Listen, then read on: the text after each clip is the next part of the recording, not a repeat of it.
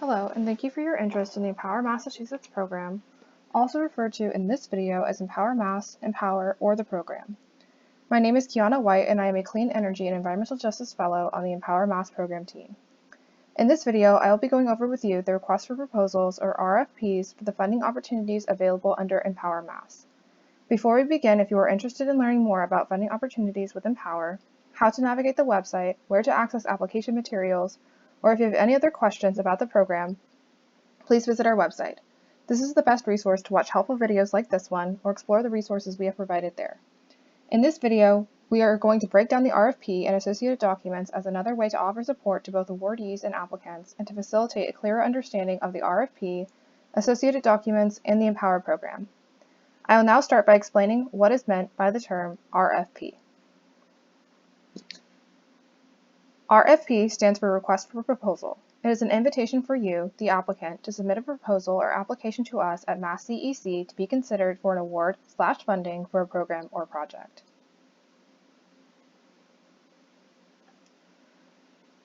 To access the RFPs, you will need to go to the section of the EmPower website where we have our application materials stored. For more information on that, please review our previous videos on where to find application materials and navigating the EmPower website. The EmPower Mass website address is displayed here on the screen for your convenience. If you are not able to access the internet or a computer regularly or at all, or if you have a visual disability or likewise impairment, please reach out to us so that we may be able to assist you further. You can reach the Program Manager for EmPower Mass, Lisa Dobbs, by phone at 617-315-9367. Again, that phone number is 617-315-9367. I have also included a table of contents in this video that you can come back to and review as an aid for navigating the contents of the RFP. You can pause the video here if you would like to read over the table of contents, or you can come back to this point at any time to review. Upon opening the RFP for the Innovation and Capacity Building Grant, referred to from here on as the ICB, or the Implementation Grant RFP, the first page will have the name of the grant opportunity, the funding amount available for that opportunity, and when applications are due for Round 1 and Round 2. It is important that you pay attention to this page as this will help you to make sure you have selected the correct RFP to review. Moving on to Section 1 of the RFP, this section contains a summary of the EmPower Mass program, a summary of the 2 available grant opportunities under the program, what proposed program and project goals should be, and the estimated number of grants we could award under each grant opportunity. I am using the ICB RFP as an example here, but this will be the same for the Implementation RFP. Section 1 of the RFP will give you a better idea of each funding opportunity and project deadlines. This section can also help you understand which opportunity may be the best fit for your idea or project at this time.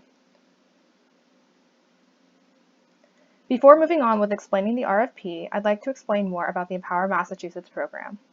EmPower is an initiative that encourages the exploration, development, and implementation of innovative program models or projects to provide access to the benefits of clean energy and/or reduce energy burden of previously underserved or vulnerable populations in the Commonwealth. We offer 2 opportunities for funding under the program: the ICB, or Innovation and Capacity Building Grant Opportunity, and the Implementation Grant Opportunity.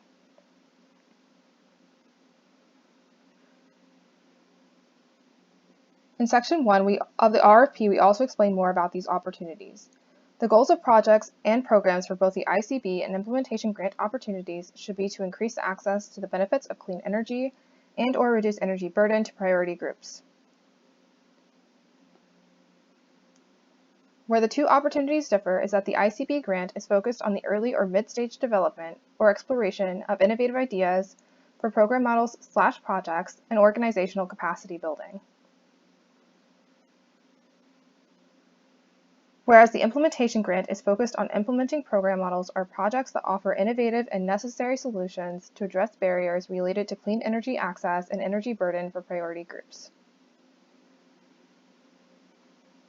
Section 2 of the RFP allows you to read more about the Massachusetts Clean Energy Center, better known as MassCEC if you are unfamiliar with our organization. For your reference, this is what Section 2 should look like in each RFP form. To tell you more about who we are at MassCEC, We are a state economic development agency that seeks to accelerate the growth of the clean energy sector in Massachusetts. We approach this in a variety of ways, including offering programs like EmPower that seek to distribute environmental benefits of clean energy across the Commonwealth. We have an increased focus and dedication to initiatives centered on diversity, equity, and inclusion, with a particular focus on environmental justice communities. You can always visit the main MassCEC website, displayed here on the screen for your convenience, to learn more about our organization and other opportunities we offer alongside EmPower. In Section 3 of the RFP, which would look something like this, you can read more about EmPower, important definitions for the program, and our program goals. As a note, I am using the implementation RFP as an example here, but this should be the same for the ICB RFP. Now, to begin reviewing this section, we will start by going over our program goals, as you can see indicated here on the screen by the red circle. Our program goals are threefold: to 1. Create innovative solutions for clean energy access and reduce energy burden, 2. Build organizational capacity, and 3. Implement innovative solutions for long-term strategies for priority groups. Next, the RFP outlines the two main support structures of the EmPower Mass program: stakeholder outreach/engagement and workshops, and the two funding opportunities available under the EmPower Mass program. To learn more about the EmPower Mass program structure, please reference our program overview video, which can be found on the EmPower Mass website. As a note, I am using the implementation RFP as an example, but this should be the same for the ICB RFP. I would like to pause here for a moment and explain in more depth stakeholder engagement to clarify what we mean by this term. Under the EmPower program, we will use stakeholder engagement to engage with organizations and individuals collaboratively through outreach, events, surveys, and more to create and continue dialogue about barriers and opportunities and to seek feedback. Through stakeholder engagement, we will also foster opportunities for networking between organizations and as a support throughout the application process for the program.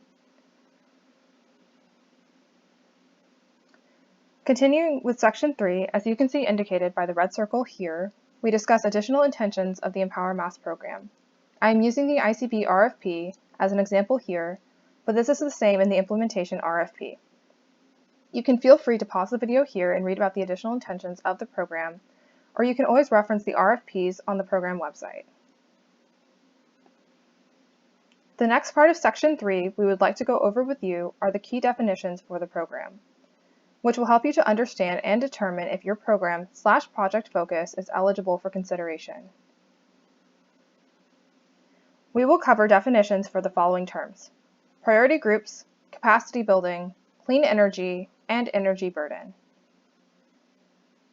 First, we will define the meaning of a priority group. For the purposes of the EmPower program, a priority group is defined as the following: environmental justice or EJ populations, as defined by the Massachusetts Department of Energy and Environmental Affairs, or the EEA, EJ policy, renter populations, and communities disproportionately impacted by the effects of the COVID-19 pandemic, the fossil fuel-based energy system, and/or other environmental hazards such as heat, air quality, noise pollution, etc. An EJ population, or environmental justice population, is defined by the EEA's EJ policy as a neighborhood where the annual median household income is not more than 65% of the statewide annual median household income, minorities make up 40% or more of the population, 25% or more of households lack English language proficiency, or minorities make up 25% or more of the population, and the annual median household income of the municipality that the neighborhood is located in does not exceed 150% of the statewide annual median income, or any combination of these. Within the EEA's definition, a minority individual is any person who identifies as Latino/Hispanic, Black/African American, Asian, Indigenous, or otherwise as non-white. Low income is defined as median household income at or below 65% of the statewide median income for the Commonwealth. English isolation refers to households that are English language isolated or else do not have an adult above the age of 14 who speaks English either well or very well. On this page, you will also find a link to the 2020 EEA EJ map circled here in red. This is a tool which will help you to identify those locations that meet the 2020 EJ policy population criteria. The map contains several tabs that allow you to view maps with additional data to the EJ population criteria, to include languages spoken in Massachusetts, the legacy of redlining in the state, etc. I would also like to clarify here that the 3 types of priority groups do not need to be geographically bound.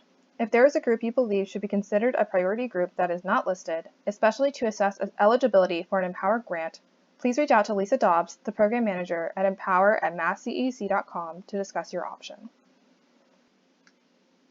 Next, I will discuss the definition for capacity building, as you can see circled here in red. Capacity building under the program definition are those efforts aimed at increasing the ability of an organization to better achieve its mission or broaden its impacts to its communities. A few examples might include hiring or training staff, workforce development through training opportunities, etc. This is the stated goal and focus of the program and helps to determine eligible uses of funding. Next, I will discuss the definition for clean energy, as you can see circled here in red. Clean energy under the program definition are those technologies that generate renewable energy, such as solar PV or solar thermal, provide electrification, such as air source heat pumps, or reduce energy usage or load, such as energy efficiency. This also includes practices or methods that reduce greenhouse gas emissions, abbreviated to GHG for the RFP, or else improve resiliency if there is a connection to clean energy, for example, green infrastructure or battery storage. If you're not sure if your method, approach, or concept meets this definition, please reach out. We'd be interested to hear it. Next, I will cover the program definition for energy burden.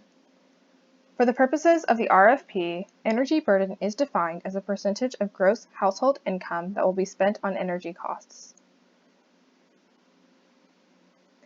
Section 4, which would look something like this, discusses the budget for each grant opportunity. This section of the RFP also offers details on how you may elect to receive funding and clarifies how you can use this funding to supplement or pursue other awards. We go more into detail about the budget of each opportunity and their respective application overview videos, which you can also view on our website.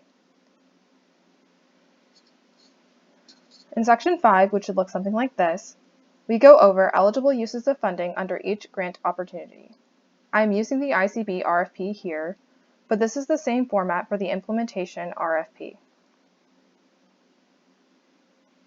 Eligible uses of funding for the Innovation and Capacity Building Grant include staff or individual time for project/program refinement or development, technical support needed to move projects/programs forward, costs for professional services to include lawyers, grant writers, accountants, etc., and/or costs associated with initial and/or ongoing engagement with priority groups.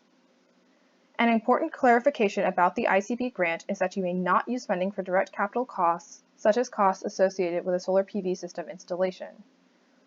For the implementation grant, eligible uses of funding include some of the same areas as the ICB, such as costs for professional staff time and those costs associated with professional services or technical support.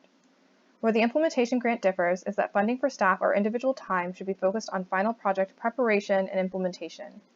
We also considered marketing activities under eligible funding uses for this opportunity. That is not to say that costs associated with outreach or marketing aren't eligible under the ICB, but this is more of a common use case scenario when implementing a larger project or campaign. Additionally, another difference with the implementation grant is that you may allot a portion of awarded funding for direct capital costs. However, these costs must not exceed 25% of the budget of the program/project. To clarify further, budget here means the total amount of funding awarded under the program, but does not mean the total budget of a potential capital project. For example, if your full proposed budget was $150,000, you could allot $37,500 towards capital costs. Or if your budget was $50,000, you could utilize $12,500 towards capital costs. One other thing to be aware of concerning the ICB is that it is an early-stage grant designed for organizations to explore new ideas and build their organizational capacity.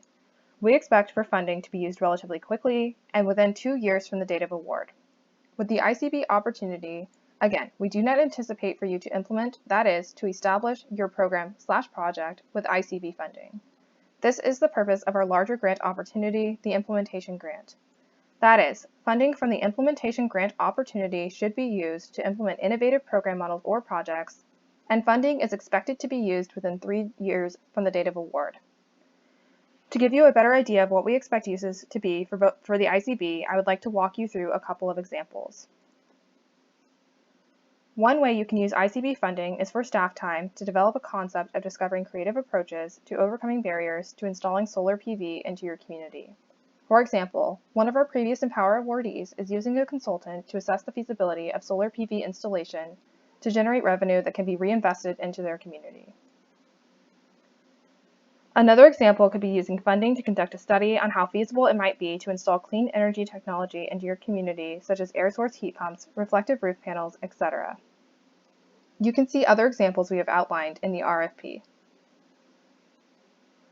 Referencing one of our awardees from the previous round of EmPower, for example, is using funding under the implementation grant opportunity to implement a partnership and training program to connect minority, women-owned businesses with affordable housing retrofit projects to support these businesses and facilitate the provision of clean energy to priority groups. An additional option we offer as part of the program is the opportunity for applicants to submit a proposal to receive all or part of the value of the cash grant as an in-kind service offered by MassCEC. The intention behind this is to offer technical assistance to those who might have difficulty in procuring technical services. For example, as an in-kind offering, we are supporting the procurement of a technical consultant on behalf of a current awardee under the first round of EmPower, who we will contract with to perform a feasibility study for a neighborhood in Boston or an organization that would not ordinarily be able to do this. Offering in-kind technical services from MassCEC also allowed for a broader reach for the program model and networking opportunities for the organization.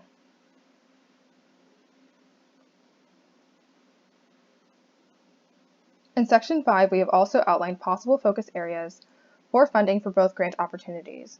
I am using the ICB RFP as an illustration tool here, but this is the same for the implementation RFP. Focus areas for this funding include leveraging existing incentive programs, addressing renter populations through solutions that target landlord investments. As a note, program models or projects should seek to minimize displacement of existing populations, testing innovative finance or partnership models, providing public health and air quality benefits, and/or exploring approaches that provide additional benefits beyond the benefits of clean energy, such as job training or increasing resilience in communities with priority groups. These will help you to refine your ideas and further understand the types of projects we are hoping to see. It should be noted this list is not exhaustive, so please reach out with other ideas. You may also view successful applications from the first round of EmPower by visiting our website and going to the interactive story map, which contains partial applications from our first round of awardees. We have provided the link for you here, circled in red. If you would like to clarify if your project is eligible or whether your target population is considered a priority group, please reach out to the EmPower Mass Program Manager, Lisa Dobbs, at empower@masscec.com. In Section 6, we discuss who may be eligible for this opportunity.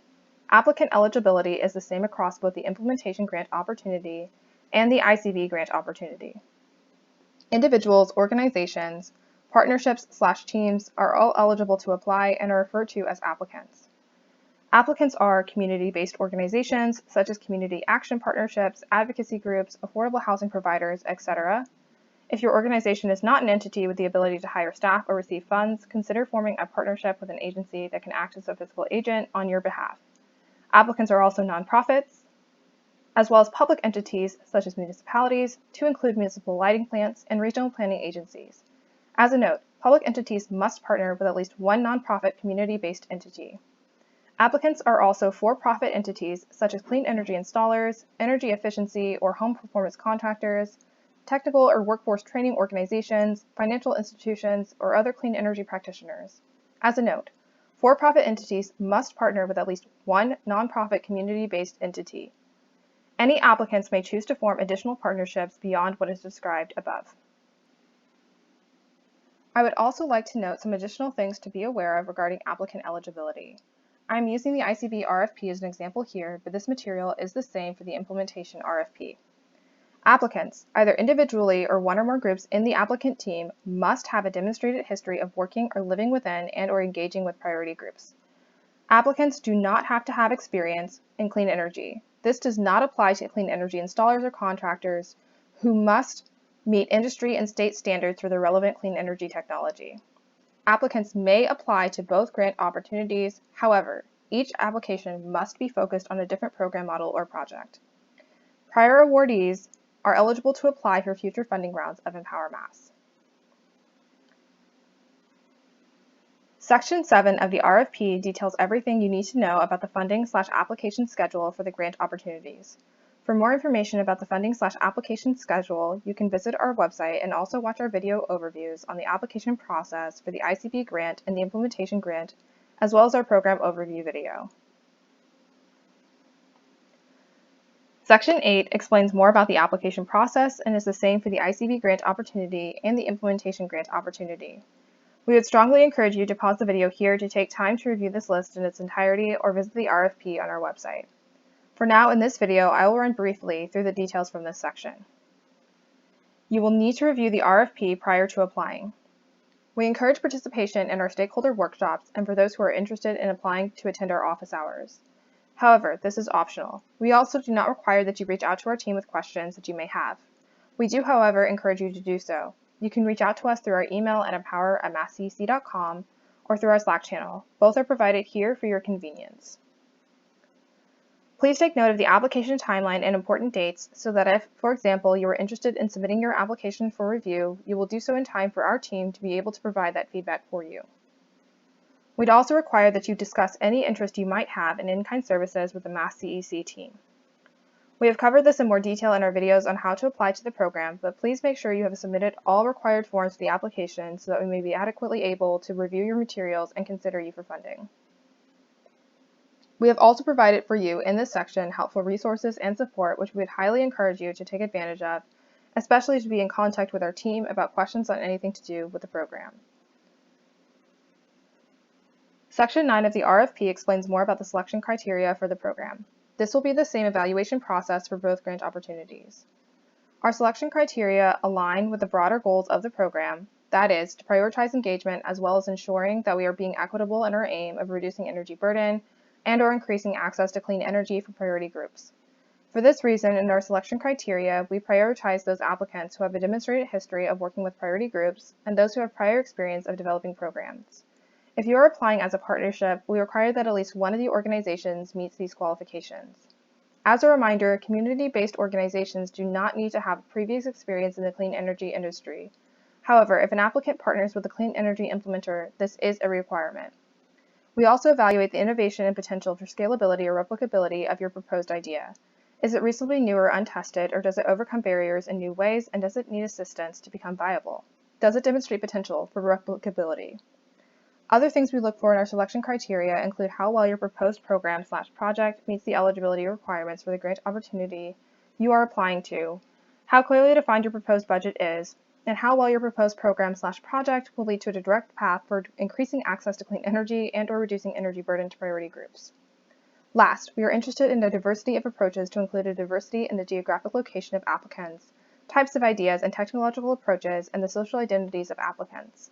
Social identity includes such things as race, ethnicity, sexuality, gender identity, and more. In Section 10, we again provide our contact information for the EmPower program. Section 11 of the RFP should look like what you see on the screen here. I am using the ICB RFP as an example, but this will look the same for the implementation RFP. In Section 11, we discuss general request for proposal conditions. The first thing we will discuss is the Notice of Public Disclosure. As a public entity, MassCEC is subject to the Massachusetts Public Records of Law, codified Chapter 66 of the Massachusetts General Laws. As such, any documentary material, data, or other information received by MassCEC from applicants is considered public record and is subject to disclosure. For this reason, we request that applicants not send the EmPower team and, by extension, MassCEC, any confidential or sensitive information in response to this RFP. We must also inform you that this RFP does not indicate that MassCEC will award any funding or pay costs for the preparation of application materials or denote a procurement of contract for services or supplies. We reserve the right to accept or reject all applications we receive in response to this RFP, waive minor irregularities in submittal requirement, modify the anticipated timeline, request modification of the application, negotiate with qualified applicants, cancel or modify the RFP in part or its entirety, or change the application guidelines when it is in best interests. In other words, please be aware that any of the RFP parameters I have discussed with you today may be subject to change. As this RFP has been distributed electronically, it is the responsibility as an applicant for you to check the EmPower Mass website for any changes to this RFP if you intend to respond. We do not have any liability and will not provide accommodation to applicants who are responding to an out-of-date RFP. Last, if you are selected for funding, please understand that you will be required to execute a contract, meaning you will be required to sign a contract with MassCEC in which you agree to the conditions of that contract. This includes all agreed upon milestones and tasks or deliverables you proposed in your application that you would submit and complete if you were selected for this opportunity. This is the reason we require you to read Attachment 3, the Grant Sample Agreement, provided on our website under the ICP Grant Opportunity section or the Implementation Grant Opportunity section. That is, so you are completely aware of what will be required from you and what you can expect from our team about milestones and deliverables if you are selected for funding. The last 3 pages of the RFP contain the attachments that are pertinent to the EmPower program. In order, they are the Signature and Acceptance Form, or Attachment 1, the Application Form, or Attachment 2, and the Sample Agreement, Grant Agreement, or Attachment 3. All attachments for the application process have been provided on our website where application materials are stored. We hope this has been helpful for you in explaining more about the RFP process. As always, we would encourage you to reach out with any questions to our team at empower@masscec.com or through our Slack channel. We truly appreciate your interest in applying to the EmPower Mass program, and we look forward to reviewing your application. Thank you for your attention, and we hope to hear from you soon.